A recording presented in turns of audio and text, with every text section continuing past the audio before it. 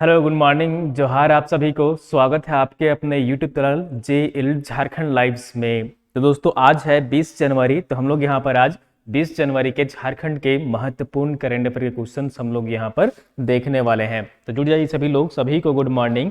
और दोस्तों अगर आप पीडीएफ चाहते हैं तो पीडीएफ के लिए हमारा टेलीग्राम ग्रुप ज्वाइन कर लीजिए। वीडियो के नीचे आपको डिस्क्रिप्शन में लिंक मिल जाएगी, आप वहां पर क्लिक कर हमारा टेलीग्राम ग्रुप ज्वाइन हो सकते हैं, या फिर टेलीग्राम ग्रुप में सर्च करिए टेलीग्राम में वहां पर जेएल झारखंड लाइव्स, तो आपको वहां पर ग्रुप जो है वो विजिबल हो जाएगा, आप वहां पर ज्वाइन हो सकते हैं। डेली पीडीएफ जो है वहां पर प्रोवाइड कर दी जाती है।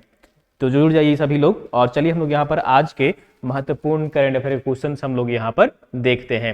और दोस्तों आप सबको बता दूं कि आज से हमारी यहाँ पर 11 जेपीएससी की नई बैच जो है वो यहाँ पर शुरू हो रही है। तो आप सब यहाँ पर हमारे संस्थान में कोचिंग में यहाँ पर आ सकते हैं और क्लासेस कर सकते हैं। 11 जेपीएससी के लिए प्रीलिम्स प्लस मेंस दोनों ही की बैचेस यहाँ पर साथ में शुरू हो रही हैं। तो अगर आप इच्छुक हैं तो यहाँ पर जुड़ सकते हैं और अधिक जानकारी चाहते हैं तो इस नंबर में आप संपर्क भी कर सकते हैं। तो चलिए हम लोग यहाँ पर देर न करते हुए आज के सेशन की हम लोग यहाँ पर शुरुआत करते हैं। और आज का यहाँ पर जो पहला प्रश्न है वो है, झारखंड के किस शहर में 17 फरवरी 2023 से रांची विमान सेवा की शुरुआत होने जा रही है। यानी कि रांची से कौन सा शहर, झारखंड की राजधानी रांची से और किस शहर में विमान सेवा की शुरुआत होने जा रही है 17 जनवरी 2023 से। समझ रहे हैं क्वेश्चन को? तो यहाँ पर ऑप्शन देख लीजिए और इसका सही आंसर जो होगा यहाँ पर वो ऑप्शन नंबर जो होगा सी इज बिल्कुल सही आंसर हो जाएगा। तो ऑप्शन नंबर सी यानी कि देवघर और रांची के बीच में विमान सेवा शुरू होने जा रही है 17 फरवरी 2023 से। ठीक है, तो ऑप्शन नंबर सी जो होगा यहाँ पर वो बिल्कुल सही आंसर हो जाएगा। 17 फरवरी 2023 से यहाँ पर विमान सेवा शुरू होने जा रही है। ठीक है, तो ऑप्शन नंबर कौन सा हो जाएगा? सी जो होगा वो बिल्कुल सही आंसर हो जाएगा। चलिए हम लोग यहाँ पर और इससे संबंधित यहाँ पर महत्वपूर्ण फैक्ट्स देख लेते हैं। तो जैसा कि आप सबको पता होगा कि हाल ही में देवघर में नया एक एयरपोर्ट का निर्माण किया गया है, कंस्ट्रक्शन वहां पर हुआ है। तो उसमें जो है वो हाल ही में उसका इनॉग्रेशन भी किया गया है 2022 में। ठीक है, जुलाई 2022 में उसका इनॉग्रेशन किया गया था प्रधानमंत्री नरेंद्र मोदी के द्वारा। तो चलिए उससे संबंधित हम लोग यहाँ पर सारे महत्वपूर्ण फैक्ट्स देख लेते हैं। तो सबसे पहले यहाँ पर देख लीजिए, झारखंड के राजधानी रांची से और देवघर में यहाँ पर जो है वो इन दोनों शहरों के बीच 17 फरवरी 2023 से विमान सेवा की शुरुआत होने जा रही है। वर्तमान में यह सेवा रांची और देवघर के बीच शुरू हो रही है। इससे पूर्व जो है वो देवघर से दिल्ली के लिए और कोलकाता के लिए 2 सेवाएं उपलब्ध थी। अभी से पहले इनॉग्रेशन के बाद यहाँ पर देवघर से दिल्ली के लिए यहाँ पर विमान अवेलेबल था और कोलकाता के लिए भी यहाँ पर जो है वो विमान अवेलेबल था। 2 शहरों से वहां पर कनेक्टिविटी थी। अभी तीसरा शहर जो जुड़ने जा रहा है वो है यहाँ पर झारखंड की राजधानी रांची। ठीक है, इंडिगो एयरलाइंस की यहाँ सेवा सप्ताह में 3 दिन उपलब्ध होगी, यानी कि रांची से देवघर के लिए 3 दिन उपलब्ध होगी। और समय सारणी के मुताबिक विमान दोपहर 3:20 रांची से उड़ान भरेगा और 4:15 पर देवघर पहुंचेगा। और इसका किराया जो होगा वो अभी जो यहाँ पर है अभी फिलहाल वर्तमान का किराया वो 2050 रुपया होगा। यह सेवा 31 नवंबर 2022 से ही शुरू होनी थी, लेकिन बुकिंग नहीं होने के कारण से सेवा शुरू करने में यहाँ पर विलंब हुआ है। ठीक है, तो ये जो सेवा शुरू हो रही है वो यहाँ पर रांची और देवघर के बीच में यहाँ पर शुरू हो रही है। ठीक है, फिलहाल रांची देवघर विमान सेवा शुरू होने पर झारखंड के संथाल परगना है और बिहार के सीमावर्ती जो जिले हैं उनके लिए यहाँ पर जो है वो ये काफी कंफर्टेबल होगा, ताकि यहाँ से जो है वो झारखंड की राजधानी रांची से जो सीमावर्ती संथाल परगना है और बिहार से सटे हुए जिले जो है वो यहाँ से कनेक्टिविटी बढ़ जाएगी। अभी वर्तमान में रांची एयरपोर्ट से दिल्ली के लिए, मुंबई के लिए, कोलकाता के लिए, चेन्नई के लिए, बेंगलुरु के लिए, हैदराबाद के लिए, अहमदाबाद के लिए, पटना के लिए, लखनऊ के लिए, भुवनेश्वर के लिए यहाँ पर जो है वो सीधी कनेक्टिविटी सेवा उपलब्ध है रांची से। ठीक है, रांची से यहाँ पर जो है वो इसकी कनेक्टिविटी है। ठीक है, इन सारे ही शहरों में यहाँ पर बिरसा मुंडा एयरपोर्ट है, ये कहाँ पर स्थित है? रांची में स्थित है। तो देवघर यहाँ पर एयरपोर्ट के बारे में हम लोग बात कर रहे हैं। तो इसका इनॉग्रेशन जो हुआ था, यानी कि इसका जो उद्घाटन हुआ था, इसकी शुरुआत जो हुई थी वो किस तिथि को हुई थी वो आप यहाँ पर याद रखिए, 12 जुलाई 2022 यानी कि 12 जुलाई 2022 को इसका उद्घाटन किया गया था। किनके द्वारा? तो प्रधानमंत्री हैं नरेंद्र मोदी, उनके द्वारा यहाँ पर जो है वो इसकी उद्घाटन यहाँ पर की गई थी, शुरुआत की गई थी। साथ में राज्य सरकार भी वहां पर शामिल थे। तो ये इसकी शुरुआत जो आप तिथि यहाँ पर मेन याद रखिएगा 12 जुलाई 2022, ठीक है, 12 जुलाई 2022 से इसकी जो है वो यहाँ पर परिचालन यानी कि इनॉग्रेशन यहाँ पर किया गया है। उसके बाद यहाँ पर जो है वो विमानों का परिचालन शुरू हुआ है, ठीक है। चलिए हम लोग यहाँ पर नेक्स्ट क्वेश्चन की ओर चलते हैं। अगला क्वेश्चन यहाँ पर है वो है मेधा डेयरी, ठीक है। मेधा डेयरी जो है वो राज्य में किन जगहों पर दही का नया प्लांट स्थापित कर रही है, ठीक है। निम्नलिखित में से किन स्थानों पर मेधा डेयरी है जो कि यहाँ पर राज्य में ये मेधा डेयरी ऑपरेशन यहाँ पर कर रही है, ठीक है। मिल्क से संबंधित प्रोडक्शन कर रही है और जो दही है या फिर दूध मिल्क के जो भी प्रोडक्ट बनते हैं उससे संबंधित यहाँ पर जो है वो उत्पादन राज्य में कर रही है। तो मेधा डेयरी जो है वो किन किन जगहों पर, झारखंड के किन किन जगहों पर जो है दही का, ठीक है, किसका, दही का नया प्लांट लगाने जा रही है, स्थापित करने जा रही है। तो इसका सही आंसर जो होगा यहाँ पर वो ऑप्शन नंबर डी जो होगा वो बिल्कुल सही आंसर हो जाएगा।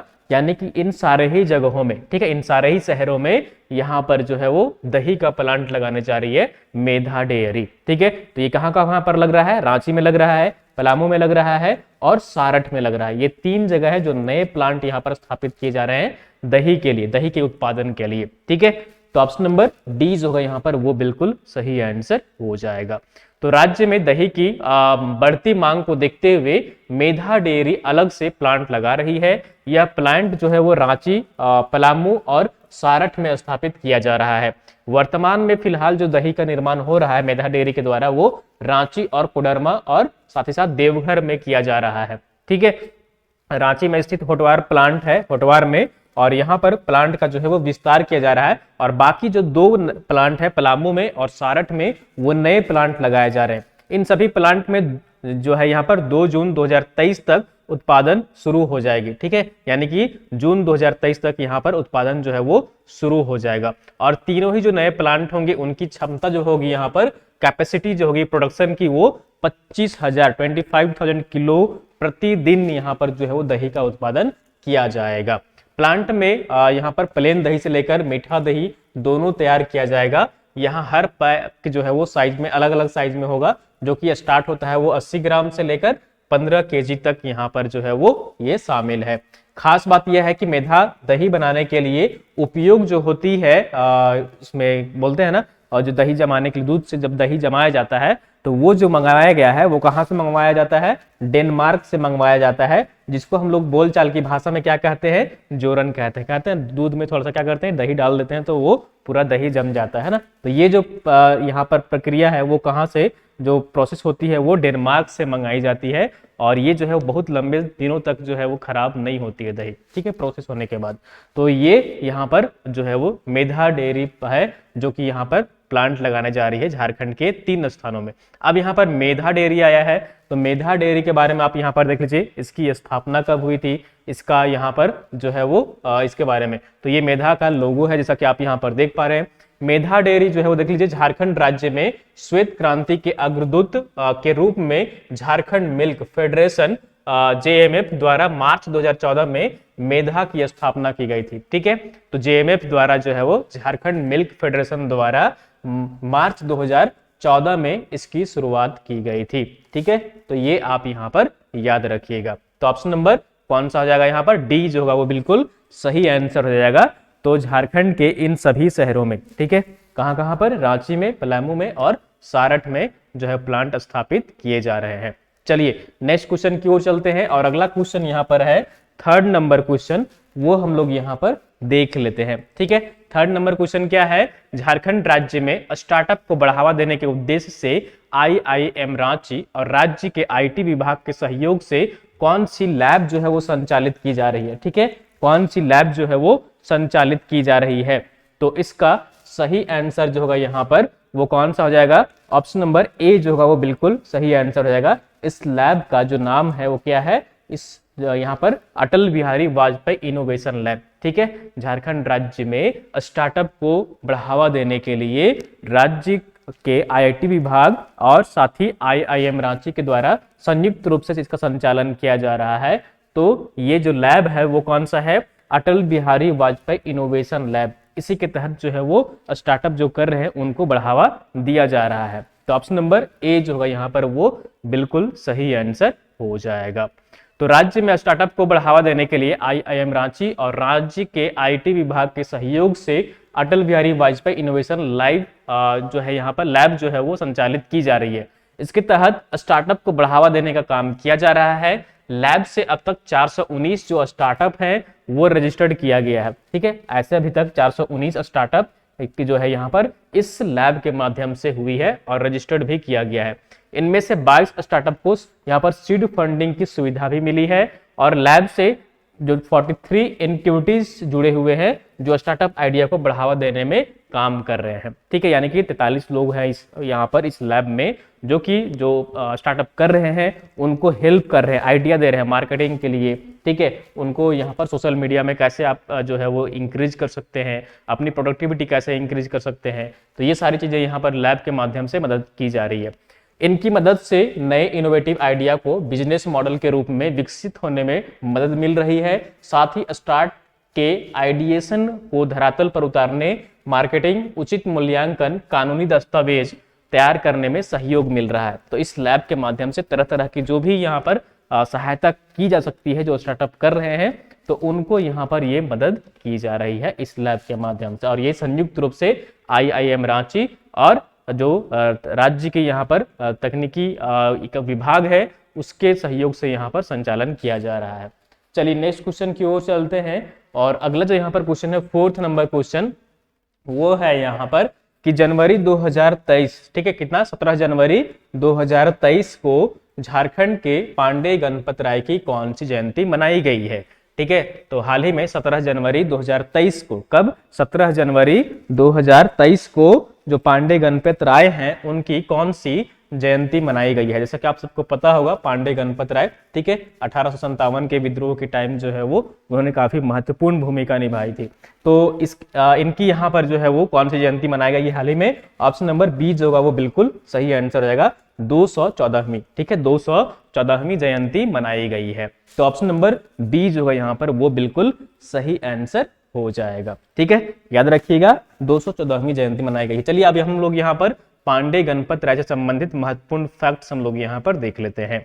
तो झारखंड के लोहरदगा जिला के अंतर्गत इनका जो है वो किस गांव में जन्म हुआ था, देख लीजिए यहाँ पर बांद्रा प्रखंड के गौरव गांव में 17 जनवरी 1809 को रामकिशन राय और सुमित्रा देवी के घर पांडे गणपत राय का जन्म हुआ था। यानी कि उनके पिता का नाम रामकिशन राय था और उनकी माता का नाम सुमित्रा देवी था। ठीक है, उनकी हाल ही में 214वीं जयंती मनाई गई है।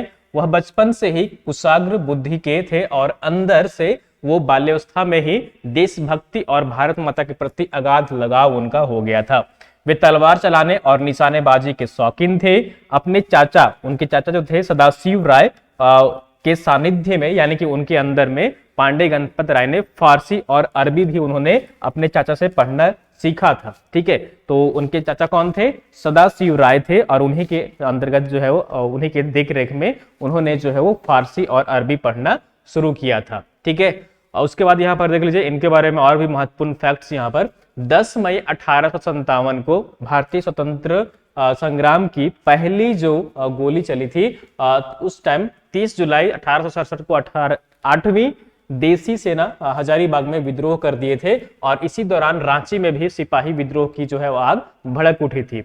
1 अगस्त को डोरंडा छावनी के सिपाहियों ने बगावत कर दिया और 2 अगस्त को रांची विद्रोहियों के हाथों में था और विद्रोहियों ने बड़कागढ़ के ठाकुर विश्वनाथ शाहदेव को अपना नेता माना और पांडे गणपत राय के रूप में सेनापति विद्रोहियों को मिल गया था। ठीक है, यानी कि ये सेनापति के रूप में उस टाइम थे इनके साथ मिले हुए। ठीक है, ठाकुर विश्वनाथ शाहदेव के टाइम में साथ में। ठीक है, 20 दिन बाद ही रांची के शासन की बागडोर विद्रोहियों के हाथ में थी और 2 अगस्त को ठाकुर विश्वनाथ शाहदेव का प्रदर्शन करते हुए रांची कचहरी और को यहाँ पर उन्होंने लूट लिया था और जेल से लगभग 300 कैदियों को इन्होंने मुक्त करवाया था। ठीक है, उसमें के जो यहाँ पर की जो मूल निवासी थे, आदिवासी थे, अंग्रेज कब्जा करके रखे थे, जेल में बंद करके रखे थे, उनको मुक्त कराया था।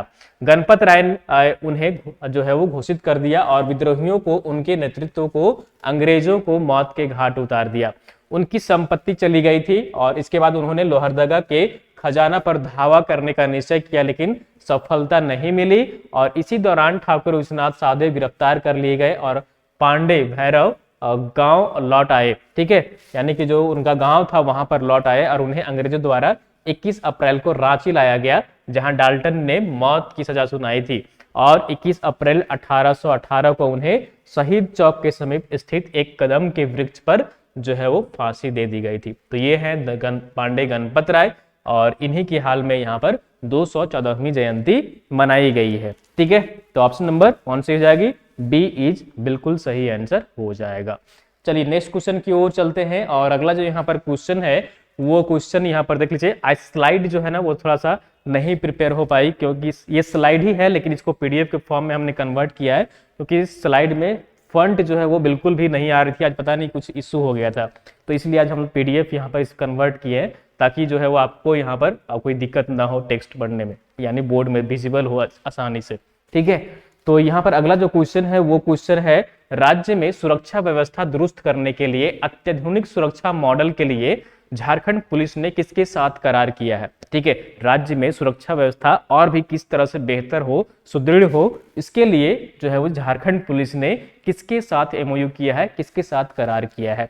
तो इसका सही आंसर जो होगा यहाँ पर वो ऑप्शन नंबर ई होगा, यानी कि यह सभी जितने सारे यहाँ पर नाम आपको दिख रहे हैं उन सभी के साथ यहाँ पर करार किया है। ठीक है, तो ये कौन कौन है? IIM रांची है, BIT मेसरा है, ठीक है, ये मेसरा होगा, ठीक है, BIT मेसरा है, XLRI जमशेदपुर है, NIT जमशेदपुर है। तो इन 4 संस्थानों के साथ झारखंड पुलिस ने करार किया है राज्य में सुरक्षा व्यवस्था दुरुस्त करने के लिए और अत्याधुनिक सुरक्षा मॉडल के लिए। ठीक है, यानी कि जो टेक्नोलॉजी है उसका कैसे इस्तेमाल किया जा सकता है यहाँ पर सिक्योरिटी पॉइंट ऑफ व्यू से। ठीक है, तो ऑप्शन नंबर ई जो होगा यहाँ पर वो बिल्कुल सही आंसर हो जाएगा। चलिए हम लोग इसके बारे में भी यहाँ पर पूरी डिटेल्स में देख लेते हैं। ठीक है, तो राज्य में सुरक्षा व्यवस्था दुरुस्त करने के लिए अत्याधुनिक सुरक्षा मॉडल विकसित किया जाएगा, और झारखंड पुलिस ने इसके लिए राज्य के जो बड़े शैक्षणिक संस्थान हैं, IIM रांची है, BIT मेसरा है, ठीक है, XLRI जमशेदपुर है, NIT जमशेदपुर है, के साथ करार किया है। 16 जनवरी 2023 को DGP है नीरज सिन्हा एवं चारों संस्थान के जो कुलपति एवं निदेशक थे, डायरेक्टर थे, वो उनकी मौजूदगी में MOU का आदान प्रदान किया गया है। कब किया गया है? 16 जनवरी 2023 को। इस MOU के तहत राज्य में नागरिक व आंतरिक सुरक्षा से लेकर संगठित अपराध की चुनौतियों से निपटने के लिए मॉडल तैयार किया जाएगा। ठीक है, तो ये जो है वो एक करार हुआ है इन सभी संस्थानों के साथ झारखंड पुलिस का, यहाँ पर जो तकनीकी है उसका कैसे बेहतर इस्तेमाल करके और भी बेहतर तरीके से हम लोग जो है वो सिक्योरिटी प्रोवाइड कर पाए। ठीक है, इसके लिए करार हुआ है, उसी मॉडल में यहाँ पर काम किया जाएगा। तो अब यहाँ पर झारखंड पुलिस आया, तो इसके बारे में भी देख लीजिए आपका यहाँ पर।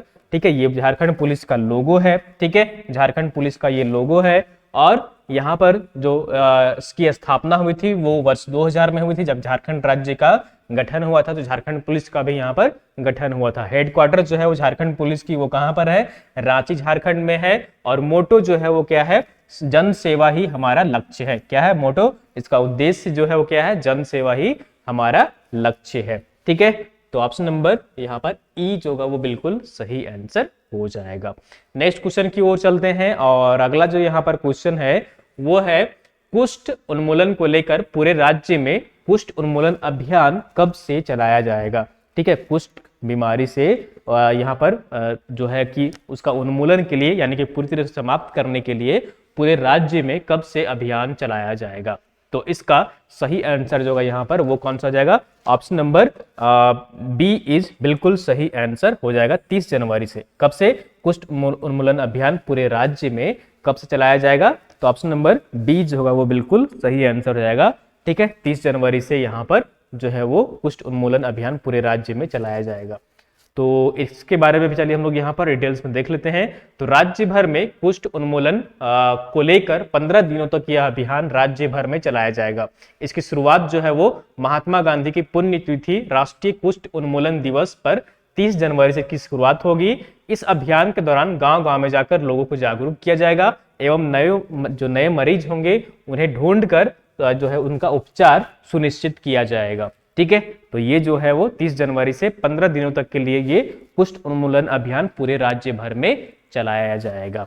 ठीक है, चलिए हम लोग नेक्स्ट क्वेश्चन की ओर चलते हैं और आंसर ऑफ द डे है यहाँ पर। ठीक है, तो पिछले क्लास में आपसे जो है वो प्रश्न पूछा गया था कि यहाँ पर हाल ही में झारखंड के क्रिकेटर हैं ईशान किशन को ऑस्ट्रेलिया के खिलाफ भारत में फरवरी में होने वाले test series Border Gavaskar Trophy के लिए भारतीय टीम में चयन किया गया है। टेस्ट खेलने वाले वे झारखंड से कितने नंबर के खिलाड़ी बने हैं? और आप लोगों ने मैक्सिमम लोग सही आंसर कमेंट किए थे।